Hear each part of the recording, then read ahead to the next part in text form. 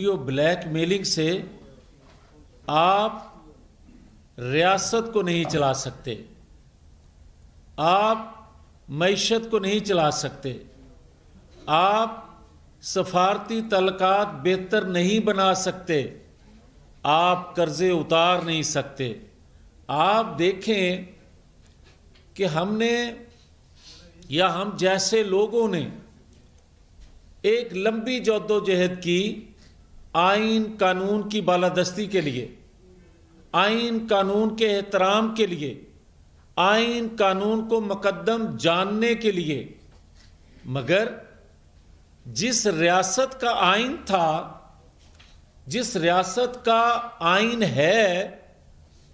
اور جس وجہ سے وہ مقدم ہے، جب وہ ریاست ڈبو دی جائے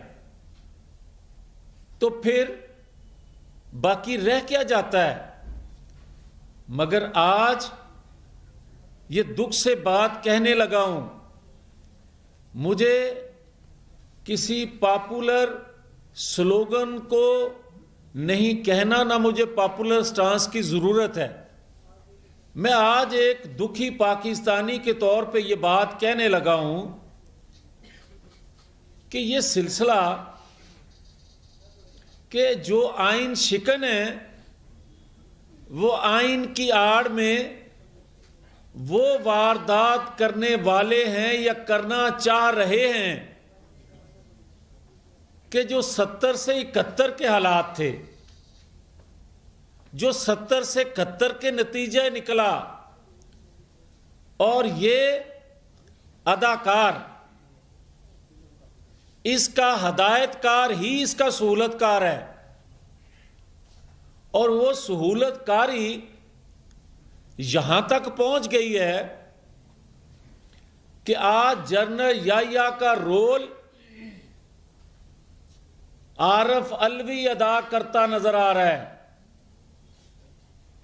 اور اس وقتی کی مکتی بانی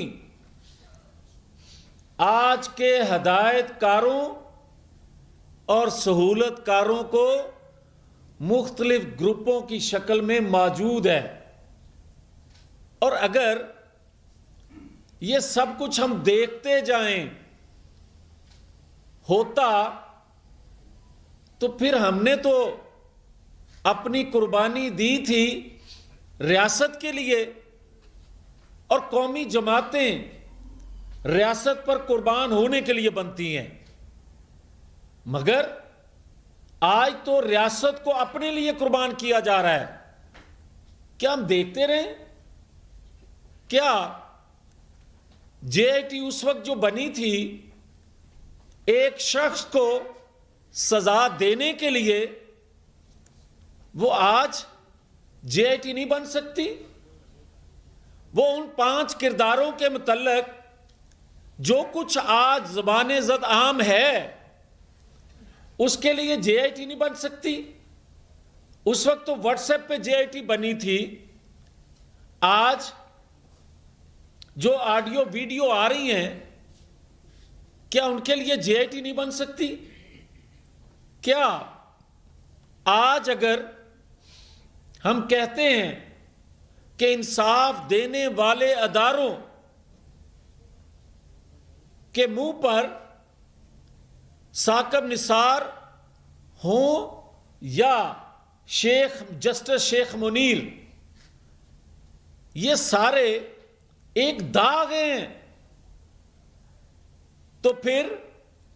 اسی انصاف دینے والے اداروں میں جسٹس قاضی فائز عیسیٰ، اسی انصاف دینے والے اداروں میں جسٹس سیٹھ وقار، جسٹس شوکت صدیقی بھی ہمارے لیے کسی ایک فخر سے کم نہیں ہے، مگر کیا ہم دیکھتے رہیں جو کچھ ہو رہا ہے اور ملک کو ڈبونے والے ڈبوتے جائیں،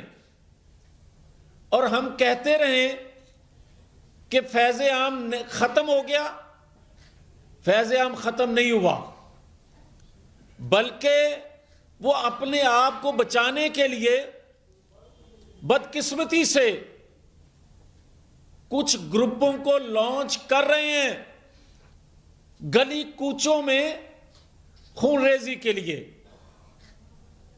گلی کوچوں میں، اس لیے کہ ان کو اپنے منطقی انجام نظر آ رہے ہیں، ان کو اپنا کیا، اپنا بویا اب پروان چڑھتا نظر آ رہا ہے اور وہ فصل کٹتی نظر آ رہی ہے، تو ہاتھ پاؤں مارے جا رہے ہیں۔ مگر میری گزارش ہوگی اور بڑے ادب سے یہ میری گزارش ہے کہ آج اگر آپ شوکت ترین پہ جے آئی ٹی نہیں بناتے، اس کے رول پہ، آج اگر آپ عمران خان کے میر جعفر صادق کے القاب اداروں کو دینے پر جے آئی ٹی نہیں بناتے، اگر آج آپ وزیر آباد جیسا واقعہ جو ہوا اس پر آزادانہ جے آئی ٹی نہیں بناتے، اور اگر آپ ڈھونڈتے رہیں گے کہ انصاف بھی ثاقب نثار دے اور انویسٹیگیشن بھی غلام محمد ڈوگر کرے، اپنا چیف الیکشن کمیشن ہو، اپنے ہی ہاتھ میں آر ٹی ایس کا بٹن ہو، اپنے ہی ہاتھ میں مکتی بانی جیسے گروپ ہوں، اور اپنے ہی ہاتھ میں وہ ساری پاورز ہوں کہ جب آپ جس ادارے کو بلیک میل کرنا چاہیں آپ کر سکیں، جس ادارے سے جو انصاف لینا چاہیں لے لیں۔ مگر میں تو یہ کہوں گا کہ آج جے آئی ٹی اس بات پہ بننی چاہیے کہ 35 روپے کلو آٹے کو 100 روپے اوپر کون لے کے گیا۔ آج جے آئی ٹی اس پہ بننی چاہیے کہ 65 روپے لیٹر تیل آج 300 روپے کو کیسے چھونے لگا۔ آج اس پہ جے آئی ٹی بننی چاہیے کہ 25 ارب ڈالر کا قرض کہاں گیا، 4 سالوں میں لیا گیا۔ بلکہ جے آئی ٹی اس پہ بننی چاہیے کہ جناب میرا روپیہ کیوں نیچے گرا اور ڈالر کیسے اوپر گیا۔ جے آئی ٹی اس پہ بننی چاہیے کہ اگر 2017 میں ترقی کرتا پاکستان، پھلتا پھولتا پاکستان، کن کرداروں اور کن سہولت کاروں نے کن عزائم کے لیے، کن مقاصد کے لیے نواز شریف کو ہٹایا، اور آج تک تمام چیزیں منظر عام پر آنے کے باوجود، تمام کرداروں کا اعترافی جرم کرنے کے باوجود نواز شریف سے معافی کیوں نہیں مانگی جا رہی؟ تمام کرداروں کا بے نقاب ہونے کے باوجود آج بھی وہی ہدایت کار اس اداکار سے وہی کردار کیوں ادا کروا رہے ہیں؟ اور پوچھا جائے کہ جناب عمران خان جیسی سہولت ایک دن میں 8 دفعہ عدالتوں سے وقت پاکستان کے کسی اور شہری کو میسر ہے؟ اور پھر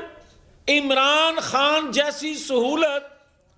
کہ 9-10 سال اس کے کیسز کا فیصلہ نہ ہو سکے، اور پھر بھی اس سے پوچھا جائے، اور آج ایک نیا ڈیمانڈ اور نئی خواہش اس کردار سے توقع نہیں تھی، مگر وہ بھی کر دی گئی اس کی طرف سے کہ میری گاڑی کو بھی ہائی کورٹ کے اندر آنے دیا جائے۔ ایگو اتنی کہ وہ اداروں سے بہت نہیں بہت اوپر ہو جائے، اور ہم ہم جو مقتول ہیں ہمیں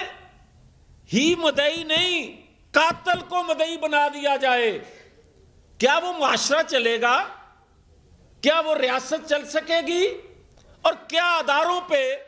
لوگوں کا اعتماد رہ جائے گا؟ کیا ہم دیکھ نہیں رہے کہ کس طرح کا بہیو وہ میر جعفر صادق کسی کو کہے کوئی نوٹس نہیں، وہ عدلیہ میں آنا پسند نہ فرمائے، وہ گھر بیٹھ کے ڈکٹیٹ کرنا چاہے تو اس کو وہ بھی سہولت، اس کا کوئی نوٹس نہیں، اور کہا جاتا ہے کہ مقبول ہے۔ تو پھر صحیح کہتے تھے جسٹس شوکت صدیقی کہ 3 اداروں نے مل کر اس بت کو تراشا، اور اگر پولیٹیکل ایک ادارہ ہے تو 2 کے بارے میں بھی پوچھا جائے، تو پھر آج جو کچھ ہو رہا ہے یہ ہدایت کاروں کی سہولت کاری سے ہو رہا ہے۔ اور اگر آج بھی اس ڈوبے پاکستان کو، جس کو ڈبویا گیا یہ ڈوب نہیں سکتا تھا، اس وقت بھی 71 میں بھی کچھ کردار تھے جس کی وجہ سے یہ 2 ٹکڑے ہوا، نہیں ہو سکتا تھا اس وقت بھی پورے پاکستان کے، متحدہ پاکستان کے لوگ پاکستان کے لیے جان دینا چاہتے تھے، دیتے تھے، مگر کچھ کرداروں نے اپنے لیے، اپنے مقاصد کے لیے، اپنے اقتدار کے لیے میرے پاکستان کو 2 لخت ہونے پر مجبور کیا۔ اور آج میں بڑی آسانی سے یہ بات کہہ سکتا تھا، اور یہ بات بڑی اچھی لگتی کہ آؤ ہم آئے ہوئے ہیں، مگر مجھے اپنی جان سے عزیز میری ریاست ہے، اس کے بعد میرا آئین ہے، مگر مجھے آئین شکن، آئین کا درس نہ دیں۔ میں کہہ رہا ہوں کہ پاکستان کے اندر وہ ماحول بنایا گیا ہے اور یہ موقع دیا گیا ہے وہی ماحول بنانے کا 70-71 والا۔ اب ہمارے پاس انفارمیشن بھی ہے کہ فیض عام کس طرح کیا جا رہا ہے، بس کر دیں۔ اور آج بھی وقت ہے، ڈبونے والوں یا تو مکمل طور پر سویلین کو مکمل طور پر با اختیار کر دو تاکہ یہ ملک پھر سے چلایا جا سکے، یا پھر اعتبار نہیں تو سارے سر جوڑ کے بیٹھ جاؤ، ورنہ کچھ نہیں بچے گا۔ میں اپنی ذات پہ ہونے والا جبر، میں